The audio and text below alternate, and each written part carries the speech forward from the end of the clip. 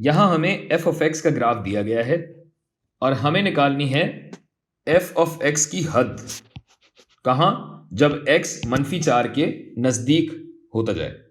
यहां ध्यान रहे कि फंक्शन की कदर नहीं मांगी गई है, f ऑफ -4 नहीं मांगा गया है, क्योंकि अगर -4 पे आप देखें तो यहां तो कोई कदर है ही नहीं, डज नॉट एग्जिस्ट, कि -4 पे फंक्शन का कुछ वजूद ही नहीं है, एग्जिस्टेंस ही नहीं है।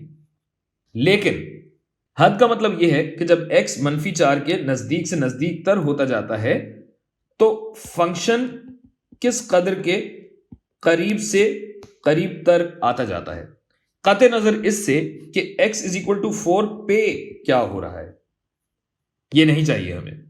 और यहां आपको नजर आ रहा है कि जैसे जैसे x 4 की जानिब बढ़ता है, अगर मैं बाईं जानिब से देखूं तो x जैसे जैसे 4 की जानिब बढ़ता है तो ये मेरा y यानी मेरा फंक्शन ये किस कदर की जानिब बढ़ता जाता है, यहां से तो 6 की तरफ बढ़ रहा है।